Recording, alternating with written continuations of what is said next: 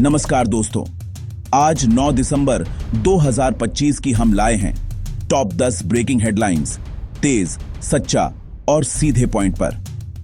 अगर आप न्यूज से अपडेट रहना चाहते हैं तो वीडियो को लाइक, शेयर और सब्सक्राइब करना ना भूलें। और हां, कमेंट में नीचे दिया गया जीके सवाल का सही जवाब लिखिए। सही जवाब देने वालों में से एक को हम एक छोटा सा इनाम देंगे। जीके सवाल, वंदे मातरम किसने लिखा था? ए, बाल गंगाधर तिलक, बी, बंकिम चंद्र चटर्जी, सी, रविंद्रनाथ टैगोर, डी, महात्मा गांधी। सही जवाब कमेंट में लिखिए। जो सही उत्तर देगा उसे हम स्पेशल शाउट आउट और छोटा इनाम देंगे। चलिए शुरू करते हैं। 1. गोवा नाइट क्लब अग्निकांड, 25 लोगों की मौत का दर्दनाक हादसा। विस्तार से बताऊं तो अरपोरा के Birch by Romeo Lane night club में रविवार रात किचन में हुए इलेक्ट्रिक पटाखा विस्फोट से आग फैल गई। क्लब की लकड़ी और सीलिंग ने आग को तेजी दी। बेसमेंट में वेंटिलेशन नहीं होने से अधिकांश लोगों की मौत दम घुटने से हुई। मारे गए 25 में 20 स्टाफ और 5 पर्यटक शामिल हैं।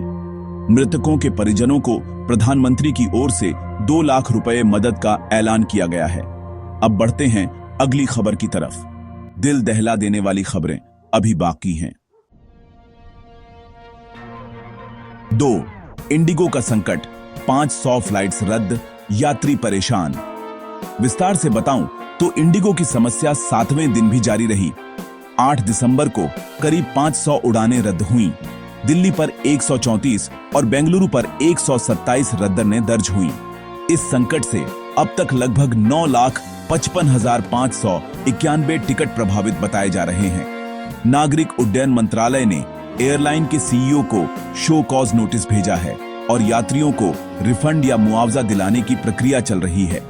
यात्रियों में रोष और परेशानियां बढ़ी हुई हैं। अब बढ़ते हैं अगली खबर की तरफ। अगला अपडेट बड़ी राजनीतिक चर्चा से जुड़ा है। 3. वंदे मातरम की 150वीं वर्षगांठ, लोकसभा में 10 घंटे की चर्चा। विस्तार से बताऊं तो 8 दिसंबर को संसद में वंदे मातरम की 150वीं सालगिरह पर विशेष 10 घंटे की चर्चा हुई, जिसमें प्रधानमंत्री मोदी ने शुरुआत की और रक्षा मंत्री राजनाथ सिंह समेत अन्य वक्ता रहे। विपक्ष से प्रियंका गांधी ने भी हिस्सा लिया और कहा कि सरकार आज की समस्याओं से ध्यान भटकाने का प्रयास कर रही है। बहस में इतिहास, संवेदना और राजनीतिक विमर्श के कई बिंदु उठे। अब बढ़ते हैं अगली खबर की तरफ। विदेश नीति में राहत भरी खबर आ रही है। तो दोस्तों, चीन का ऑनलाइन वीजा सिस्टम अब भारतीयों के लिए एक बड़ी राहत लेकर आया है। चीनी दूतावास के नोटिस के मुताबिक 22 दिसंबर से भारतीय नागरिकों के लिए चीन में ऑनलाइन वीजा आवेदन प्रणाली शुरू होने जा रही है। इस कदम से चीन भारत यात्रा प्रक्रियाएं काफी आसान हो सकती हैं। अब यात्रियों को पारंपरिक ऑफलाइन प्रक्रियाओं पर निर्भर रहने की जरूरत कम होगी।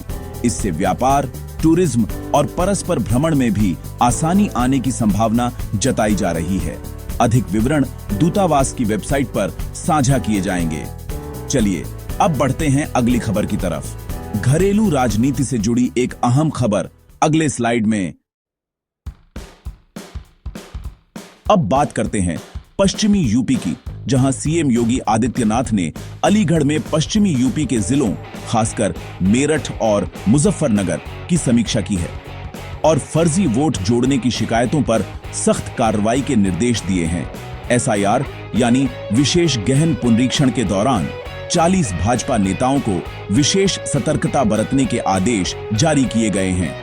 अधिकारियों को भी संवेदनशील क्षेत्रों में निगरानी बढ़ाने और चुनावी सत्यता सुनिश्चित करने का निर्देश दिया गया है। तो अब बढ़ते हैं अगली खबर की तरफ। ठंड से जुड़ा अगला अपडेट पढ़िए। बिहार में ठंड का प्रकोप इस बार कुछ ज्यादा ही देखने को मिल रहा है। शीतलहर ने वाकई कड़ा असर दिखाया है। 25 जिलों में रात का तापमान 10 डिग्री सेल्सियस से भी नीचे गिर गया है। कैमूर जिले के अधौरा प्रखंड में तो न्यूनतम तापमान सिर्फ 5.6 डिग्री सेल्सियस रिकॉर्ड हुआ।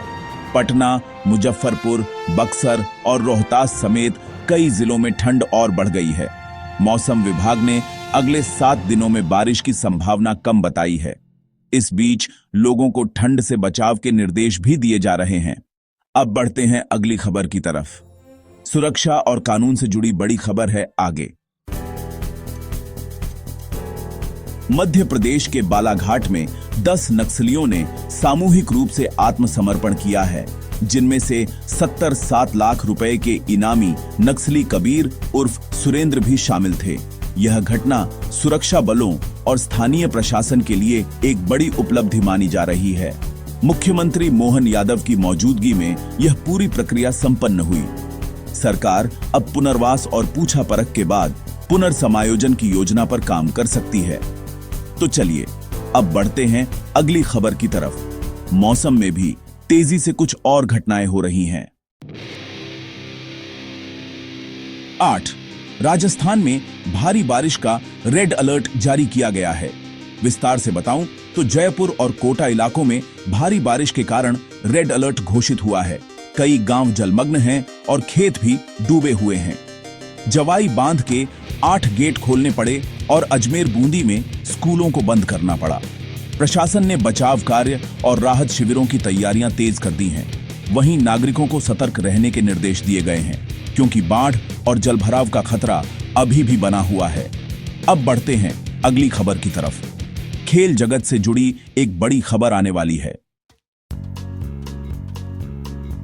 9. टीम इंडिया पर आईसीसी का जुर्माना लगा है। मैच फीस का 10% काटा गया है। विस्तार से बताऊं तो साउथ अफ्रीका के खिलाफ वनडे सीरीज के बाद आईसीसी ने टीम इंडिया को स्लो ओवर रेट के लिए दंडित करते हुए मैच फीस का 10% काटने का आदेश दिया। रायपुर में हुए दूसरे वनडे में समय प्रबंधन नियमों का उल्लंघन माना गया और मैच रेफरी रिची रिचर्डसन ने जुर्माना सुनाया। बोर्ड और टीम के बीच इस विषय पर आगे कार्रवाई या अपील की संभावनाएं बनी हुई हैं। अब बढ़ते हैं अगली खबर की तरफ। कृषि एवं पर्यावरण से जुड़ा बड़ा कदम आगे है।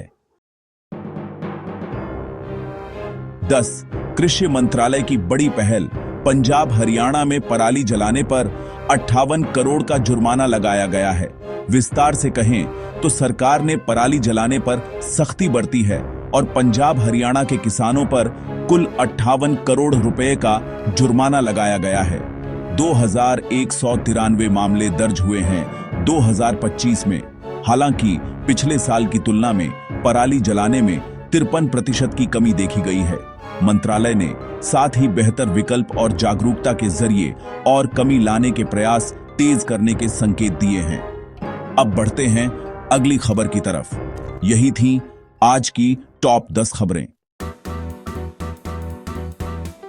कैसी लगी आपको ये सारी खबरें? मुझे नीचे कमेंट्स में जरूर बताइए और जीके सवाल का सही उत्तर भी लिखना मत भूलिए। सही जवाब देने वालों में से एक को हम छोटा इनाम देंगे। अगर वीडियो अच्छा लगा हो तो इसे लाइक कीजिए और दोस्तों के साथ शेयर भी कीजिए।